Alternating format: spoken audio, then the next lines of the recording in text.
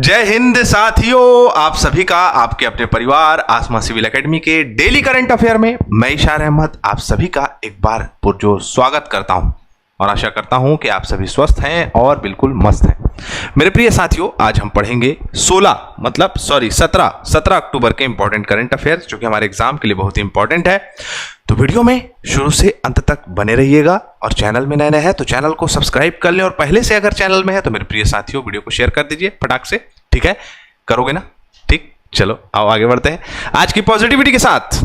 पतझड़ के बाद जिस प्रकार पेड़ों पर नए पत्ते आते हैं उसी प्रकार जीवन के संघर्ष के बाद ही अच्छे दिनों का आगमन होता है।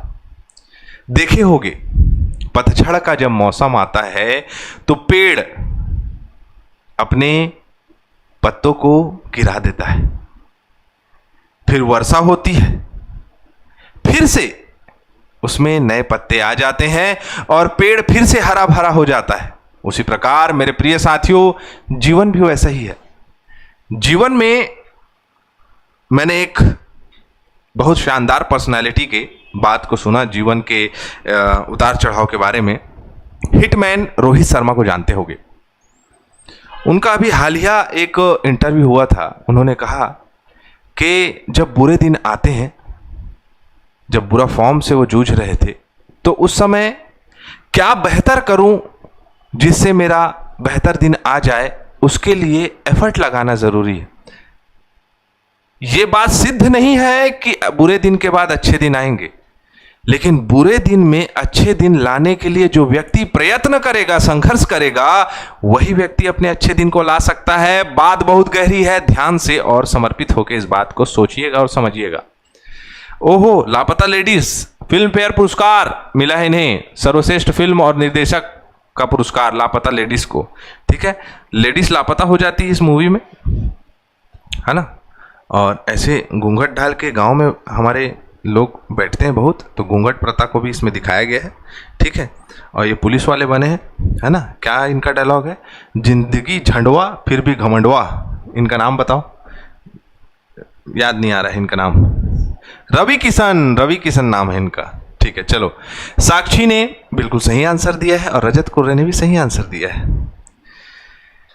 और अगले प्रश्न का आंसर दिया है रजत ने। लुम्बिनी, गौतम बुद्ध का जन्म कहां हुआ था? लुम्बिनी गणराज्य में हुआ था 563 ईस्वी पूर्व में। और इनकी जो वाइफ है, पत्नी है, उनका नाम था यशोधरा।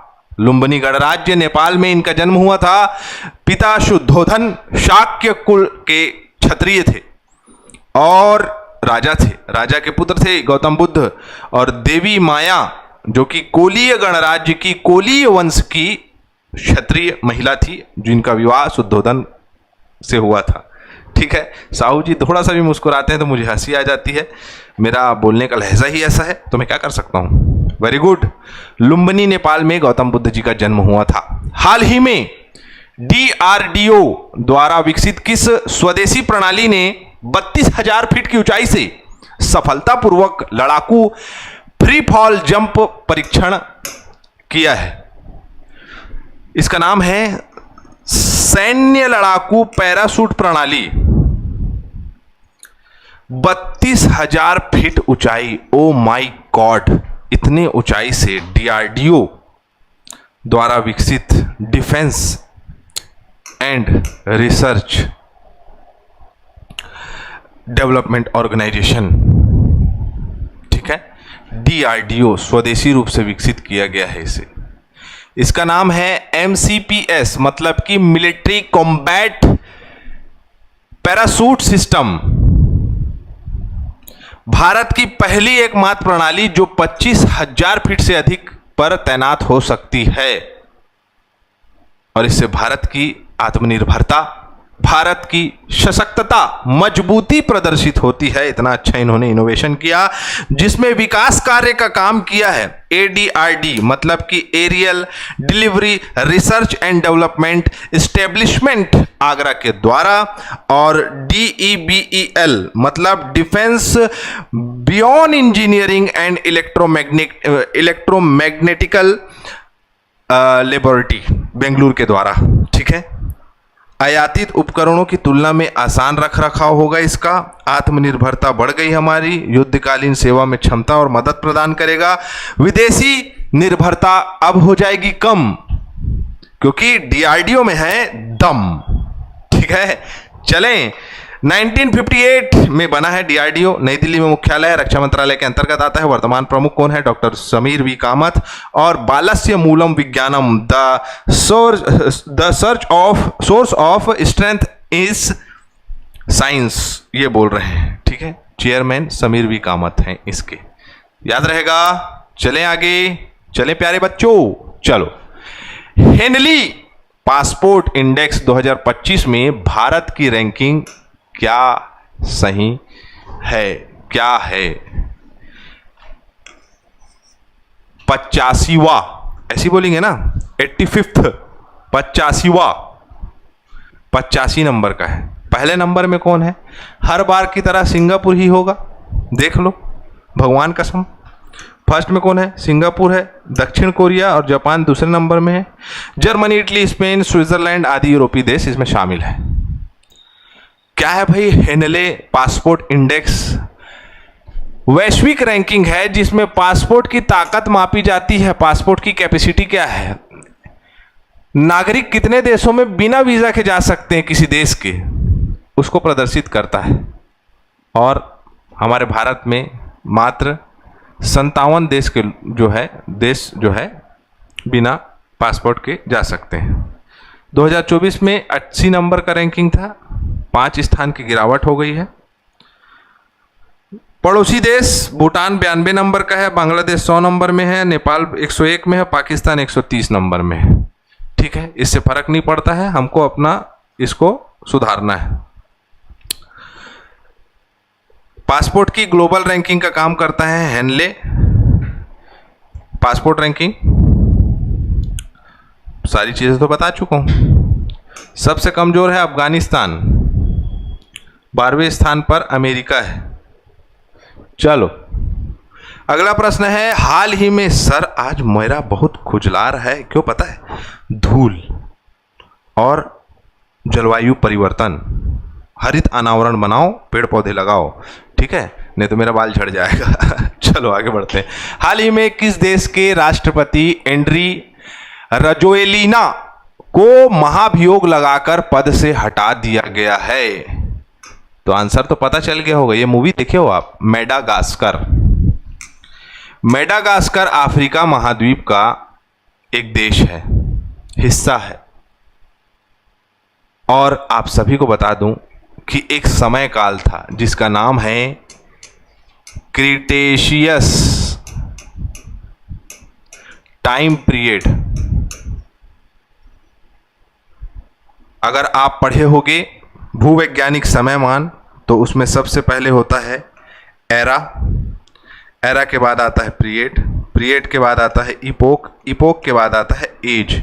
इस कालखंड में पृथ्वी से संबंधित जितनी भी घटनाक्रम है, पृथ्वी में स्थित जितने भी महाद्वीप हैं, जितने भी द्वीप हैं, उन सब के बारे में उल्लेख है।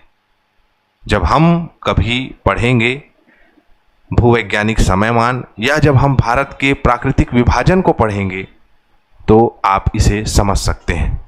उसमें एक टाइम था क्रिटेशियस टाइम पीरियड, जब पृथ्वी में 2 भूभाग थे, एक था अंगारा लैंड और एक था गोंडवाना लैंड।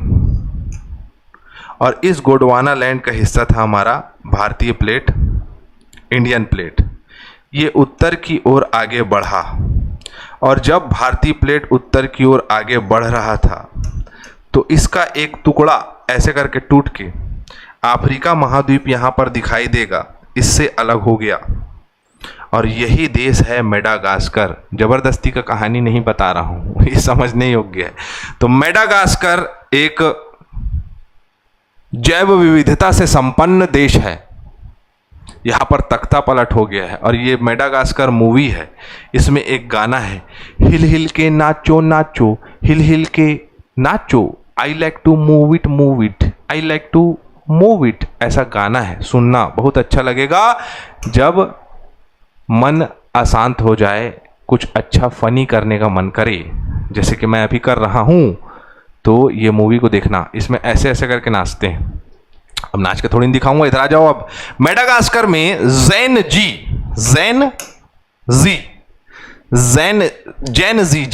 जी कर रहा हूं मैं, जैन जी प्रोटेस्ट हुआ है। बहुत देर से, मतलब समय से ये उबाल जो है बच्चों के मन में आ रहा था। उबाल बोलना उचित नहीं है, क्रोध बोल सकते हैं। बेरोजगारी, गरीबी, जलवायु परिवर्तन, बुनियादी समस्याओं को लेकर जैन जी मूवमेंट हुआ यहां। और पता चला सितंबर 2025 में राष्ट्रपति राजोएलिना ने संसद भंग करने का आदेश दिया। 13 अक्टूबर को बोले जान को खतरा है, 14 अक्टूबर को भाग गए, मतलब सॉरी दूसरे देश चले गए, है ना, जहां पर क्या रहे, आपका क्या रहे, सुरक्षित रहे, और क्या है। ठीक है, तो यहाँ ये मूवमेंट हो रहा है और राष्ट्रपति एंड्रीना महाभियोग लगा दिया गया है। भारत के साथ काफ़ी अच्छे संबंध है मेडागास्कर के।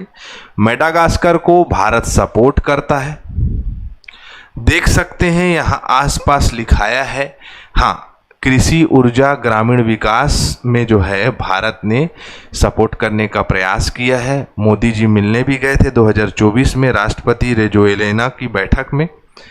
अब कैसे बैठक होगा जब इनके ऊपर महाभियोग लग गया है, तो अब जो है देखते हैं आगे में कौन बनता है, सत्ता किसके हाथ में आती है।